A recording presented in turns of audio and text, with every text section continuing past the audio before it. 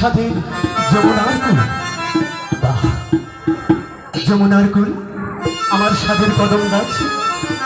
এখানে বসেই মনের আনন্দে আমি বাঁশরিতে সুর তুলে রাধাকে আহ্বান করি। কিন্তু আমি আত্মভোলা হয়ে কোথা থেকে কোথায় এলাম? যমুনার কুল যেখানে শ্রী রাধার সাথে হয় আমার মহামিলন, সেখানেই আমি তো বুঝতে পারিনি ভগবান কৃষ্ণ আত্মভোলা হয়ে কে তাকে আত্মভোলা করতে পারে? হ্যাঁ, একজনই আমায় আত্মভোলা করতে পারে, আর সে হচ্ছে আমার যুগে যুগান্তের সাথে, আমার শতভাগা নিষ্কামের সাথে প্রিয়তমা রাধা।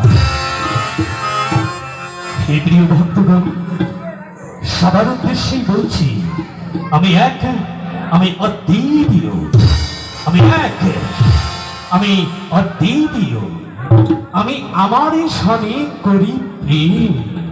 তাই সেই ভক্তকুলের কাছে বিলাবার জন্য আমি এককে করেছি আমি বিভক্ত। আমার বাম অঙ্গ হতে সৃষ্টি করেছি আমি আমার সমস্ত প্রকৃতিকে, অর্থাৎ শ্রী রাধাকে, আর ডান অঙ্গ আমি নিজে।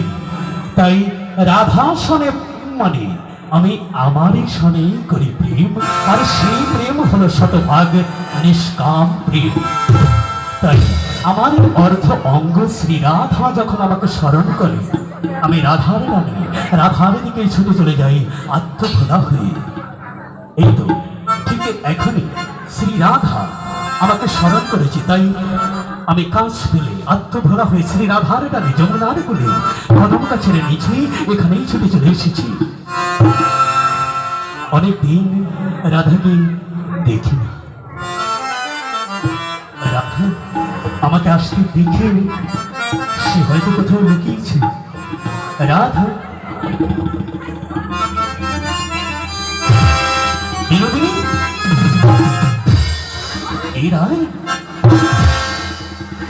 এসেছে তব শনি সাক্ষাৎ করিতি, তব প্রভু শ্রীকৃষ্ণ একটি বার বেরিয়ে এসো। কোথায় লুকিয়েছ রাধা? প্রিয়তমা বিনোদিনী, আমি তোমার সঙ্গে লুকোচুরি করি বলে আজ তুমি আমার সঙ্গে লুকোচুরি করছো? বেরিয়ে এসো না একটিবার, কিছুক্ষণের জন্য তোমাকে দেখে আবার ফিরে যাই আমি আমার কর্তব্যে। রাধা, রাধা, বিনোদিনী,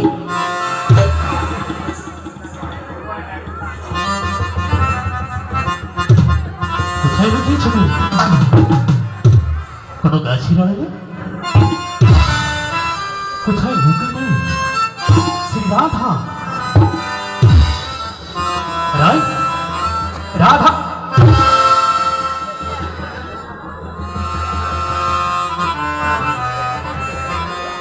ওই গাছের আড়ালে লুকিয়েছ?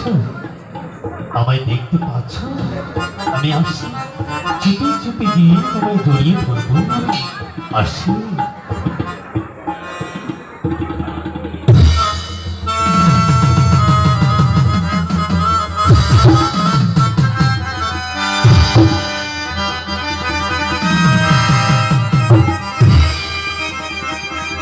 রাধা,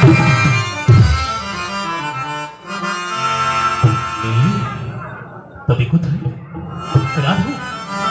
রায়, বিনোদিনী, এই রাধা ওখানে? ঠিক আছে, এবার সত্যি সত্যি এমন করে জড়িয়ে ধরবো তুমি আর বেরিয়ে যেতে পারবেই না। দেখো না,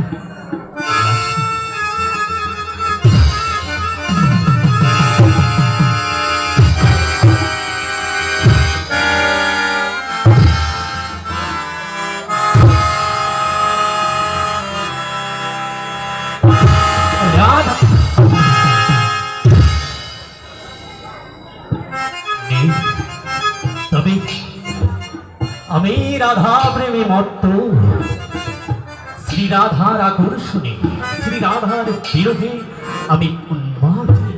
তাই বারে বারে রাধা নাম জপে ফিরেছি। রাধা, একটিবার দেখো, যমুনার কোণে দাঁড়িয়ে তোমার কৃষ্ণ তোমাকে ডেকে ডেকে বলছে, রাধা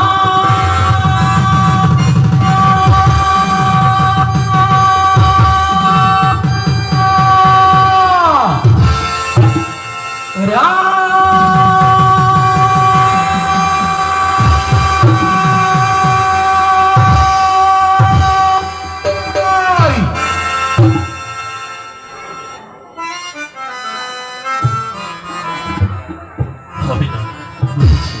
কারণ তোমার আমার প্রেমের মহামাধ্যম হচ্ছে আমার স্বাধীন মোহন বাসরী। মা সরস্বতী দেবী আমার ছোট্টবেলায় এই স্বাধীন মোহন বাসরী আমাকে উপহার দিয়েছিলেন তোমার আমার প্রেমের মহামাধ্যম হিসাবে। এই বাসরী শুধু তোমার কথাই বলবে। এবার এই বাসরীর সুরে সুরে তোমাকে আহ্বান করবো, যদি তুমি কেমন করে না এসে থাকতে পারো। এবারে তোমাকে আসতেই হবে এই যমুনার কোণে।